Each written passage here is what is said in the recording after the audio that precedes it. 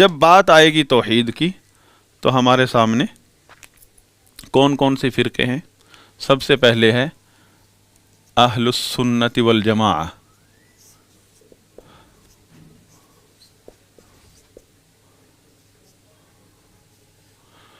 پہلے نمبر پہ۔ دوسرے نمبر پہ الجہمیہ، الجہمیہ۔ تیسرے نمبر پر المعتزلہ۔ چوتھے نمبر پر المتکلمین۔ پانچویں نمبر پر المتصوفہ، صوفیہ۔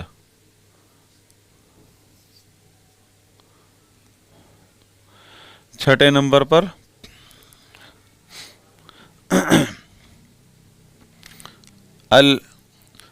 الحزبیون، خوارج العصر، آج کے دور کے خوارج۔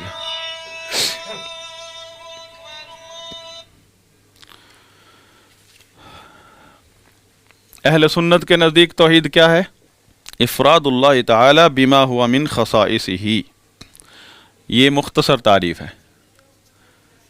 افراد اللہ تعالی بما ہوا من خصائصہ،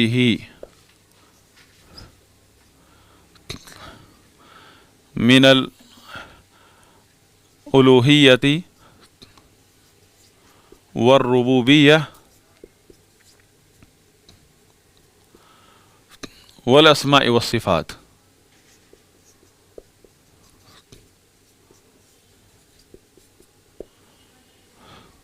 افراد اللہ تعالی بما ہوا من خصائصہ من الالوہیۃ والربوبیۃ والاسماء والصفات، کہ اللہ تعالی کو اس کے تمام خصائص میں ایک ماننا۔ خصائص کی تفسیر کیا ہے؟ من تفسیری ہے، الوہیت اور ربوبیت اور اسماء و صفات، تین اللہ تعالیٰ کے خصائص۔ اور جو جہمی ہیں ان کی توحید کیا ہے؟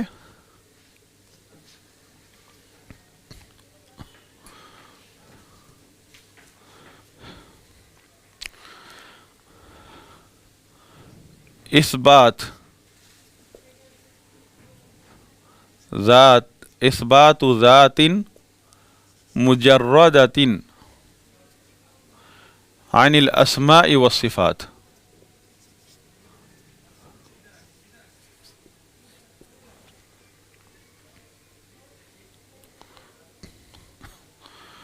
کیا مطلب؟ ذات مجرد، ایک ایسی ذات کا اثبات کرنا جو کہ اسماء و صفات سے مجرد ہو، پاک ہو، خالی ہو، نہ اس کا کوئی نام ہے نہ اس کی کوئی صفت ہے۔ معتزلہ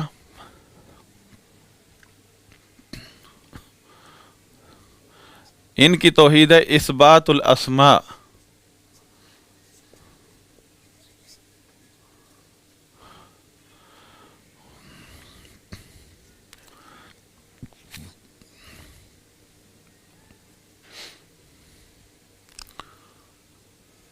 دون الصفات، صفات کے بغیر ناموں کا اثبات کرنا۔ کہتے ہیں اللہ قادر ہے بغیر قدرت کے، عالم ہے بغیر علم کے، کہ ان کے نزدیک صفات مخلوق ہیں۔ تو یہ بھی مختصر تعارف ہے، آگے جب ہم تفصیل سے پڑھیں گے، کیونکہ عقیدہ تحاویہ کا کام ہی تمام باطل عقائد کا رد ہے۔ المتکلمین کون ہیں؟ اشاعرہ والماتریدیہ۔ ہمارے ہاں جتنے بھی سنی مسالک پائے جاتے ہیں اہل حدیث کے علاوہ، وہ سب یہی ہیں، متکلمین ہیں۔ اور جو ہمارے ہاں شیعہ پائے جاتے ہیں روافض، وہ یہ ہیں، معتزلہ۔ اور انہی میں سے فرقہ ہے قدریہ بھی، قدری باب القدر میں۔ ابھی تو اللہ پر ایمان کی بات ہو رہی ہے نا، توحید کی بات ہو رہی ہے۔ باقی جو عقیدے کے اور متعلقات ہیں ان میں پھر اور چیپٹر کھلیں گے. ابھی تو صرف اللہ پر ایمان کی بات ہو رہی ہے. ایمان باللہ جو ایمان کا پہلا رکن ہے، اللہ پر ایمان لاؤ. تو اس میں کیا 3 چیزیں ہیں؟ اللہ تعالیٰ کی ربوبیت، توحید ربوبیت، توحید اسماء و صفات، اور توحید الوہیت و عبادت کو سمجھنا اور اس پر ایمان لانا. یہ ایمان باللہ ہے. اسی میں کتنے فرقے ہیں. المتکلمین کے نزدیک کیا ہے؟ اعتقاد الوحدانیت للہ. توحید کا لفظ نہیں استعمال کریں گے، وحدانیت کا لفظ. آپ نے سنا ہوگا وحدانی، اللہ کی وحدانیت. اس کا بھی میں بتاتا ہوں.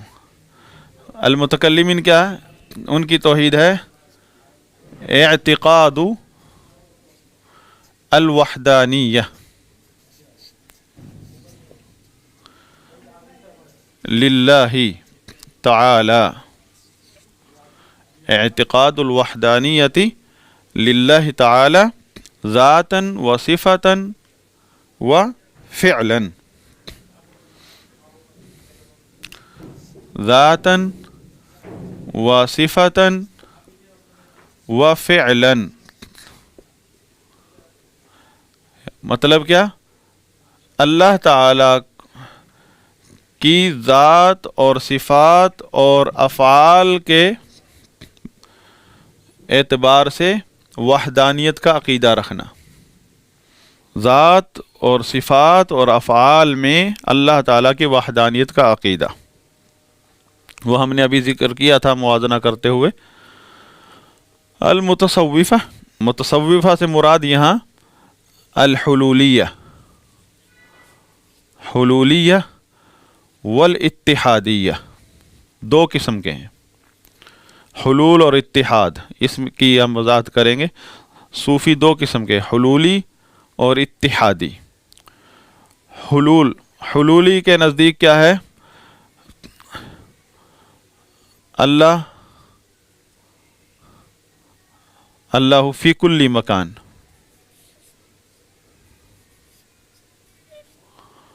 اور اتحادی کے نزدیک کیا ہے؟ اللہ فی کل شیء.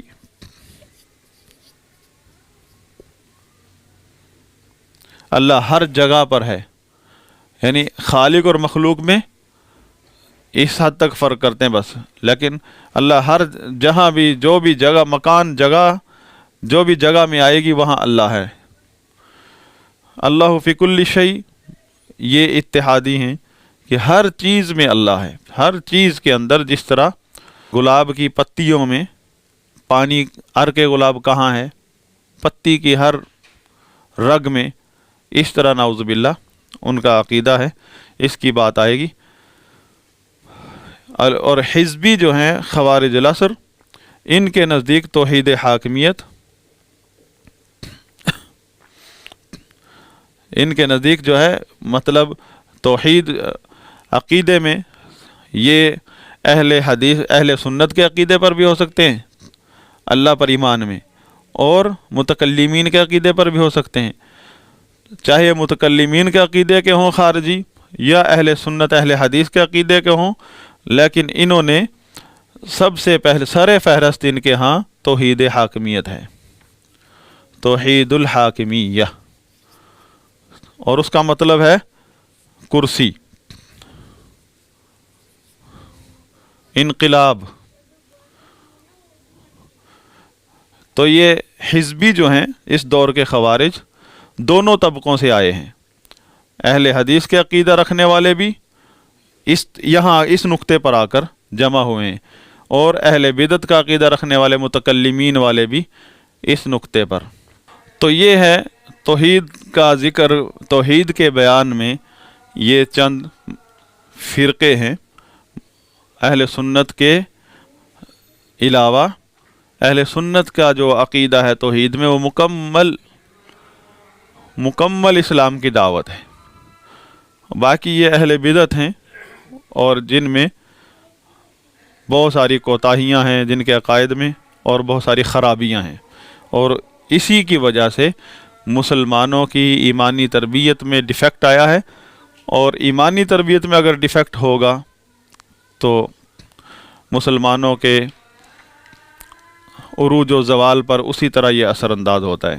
ایمان کی تربیت، ایمانی تربیت، کیونکہ اللہ تعالیٰ نے فرمایا وَأَنْتُمُ الْأَعْلَوْنَ إِن كُنتُم مُؤْمِنِينَ، یہ دیکھیں تم ہی بلند و بالا رہو گے اگر تم ایمان والے ہو۔ اب ایمانی تربیت میں جس قدر خرابی ہوگی اسی قدر عروج و زوال پر اثر انداز ہوگی، ہے زوال آئے گا، عروج آئے گا، کیونکہ اللہ تعالیٰ نے بتا دیا مسلمانوں کا عروج، مسلمانوں کا غلبہ ایمانی تربیت کی بنیاد پر ہے۔ جب ایمانی تربیت میں ہی دیمک لگ گیا، یہ ساری دیمکیں ہیں جنہوں نے مسلمانوں کو کمزور کیا ہے ایمانی تربیت کے لحاظ سے، اور اسی لحاظ سے مسلمان جو ہے پیچھے گئے ہیں، کیونکہ غلبہ جو ہے، آپ میری بات سمجھ رہے ہیں، غلبہ جو ہے مسلمانوں کا وہ کوئی مادی چیز نہیں ہے، وہ اللہ کی عطا ہے۔ غلبہ کیونکہ اللہ کا وعدہ ہے، غلبے کے لیے جو چیز شرط لگائی ہے اللہ تعالیٰ نے وہ ہے ایمان، ان کنتم مؤمنین، شرط لگائیے، وَأَنْتُمُ الْأَعْلَوْنَ، اور دوسرا یہ بتایا ہے وَإِن تَصْبِرُوا وَتَتَّقُوا، اگر تم صبر اختیار کرو، صبر کے 3 درجات، کہ اللہ کے حکموں پر ثابت قدم رہنا، اللہ کے منع کردہ چیزوں سے دور رہنا اور اس پر صبر کرنا، اور اللہ کے فیصلوں پر ایمان لانا، حالات جیسے کیسے بھی ہوں اللہ پر توکل رکھنا، ایمان بالقدر، اور دوسرا تقوی اختیار کرنا کہ ہر حال میں اللہ کے حکموں کا خیال کرنا کہ میرے اوپر فرض کیا ہے بس، اور کیا چیز میرے لیے منع ہے، تو تمہیں کسی کا بھی حملہ تمہیں نقصان نہیں پہنچا سکتا، نہ داخلی فتنے نہ خارجی فتنے آپ کا کچھ نہیں بگاڑ سکتے۔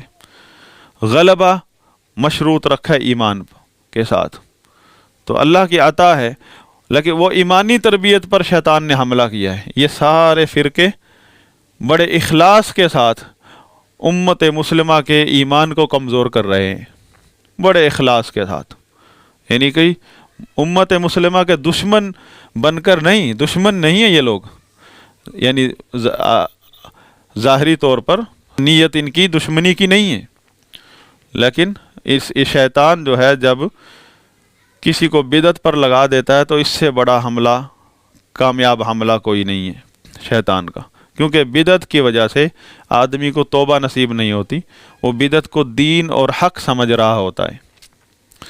اور یہ جو عقائد ہیں اور یہ جو فرقے ہیں، انہوں نے امت مسلمہ کے ایمان کو کمزور کیا ہے، جس کی بنیاد پر غلبہ نصیب ہوا تھا اس امت اسلامیہ کے اسلاف کو۔ اس امت اسلامیہ کا حل اس عقیدے کی طرف لوٹنا ہے، اس کی طرف آ جائے امت اسلامیہ، پھر اس منہج پر آ جائے جس پر جو اہل سنت والجماعت کے نام سے پہچانا جاتا ہے، کیونکہ اسلاف نے، سلف صالحین نے یہ اصول بتایا ہے، الاسلام هو السنہ والسنة هي الاسلام، هي الاسلام، یہ اصول کہ اسلام عین سنت کا نام ہے، یعنی اس طریقے کا نام ہے، اس مسلک کا نام ہے جس پر رسول اللہ صلی اللہ علیہ وسلم اور صحابہ ہیں، اس کو سنت کہتے ہیں، السنہ۔ اور وہ سنت یعنی وہ طریقہ مسلک جس پر رسول اللہ صلی اللہ علیہ وسلم اور صحابہ ہیں، وہی اصل اسلام ہے۔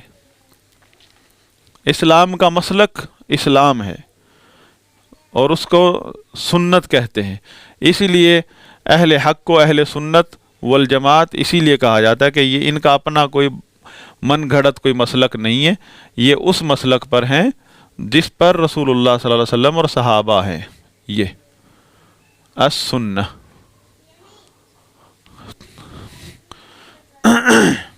والجماعت کا مطلب یہ اہل فرقہ نہیں ہے، تفرقہ، ان کا عقیدہ، ان کا مسلک تفرقہ بازی نہیں ہے، یہ ہے فرقہ، تفرقہ ہے یہ۔ اب ہم آگے چلتے ہیں. وہ پرانے ائمہ نے جیسے شرح سنہ جو ہے امام بربہاری کی، اس میں یہ اصول ذکر ہے، اور وہ کون سی صدی کے ہیں؟ تیسری صدی تقریباً، تیسری چوتھی صدی کے. پرانی شروع کی جو کتابیں اہل سنت کی جو تصنیف ہوئی ہیں ان میں یہ اصول ذکر ہے. تو یہاں سوال یہ ہے، سوال یہاں نوٹ کر لیں تاکہ یہاں تک جو ہم نے پڑھا ہے ابھی، اس میں پہلا سوال یہ ہے کہ توحید کے مفہوم میں اہل سنت فلاسفہ توحید کے مفہوم میں جہمیہ، فلاسفہ، متصوفہ، متکلمین، معتزلہ، ان تمام فرقوں کا اختلاف ہے.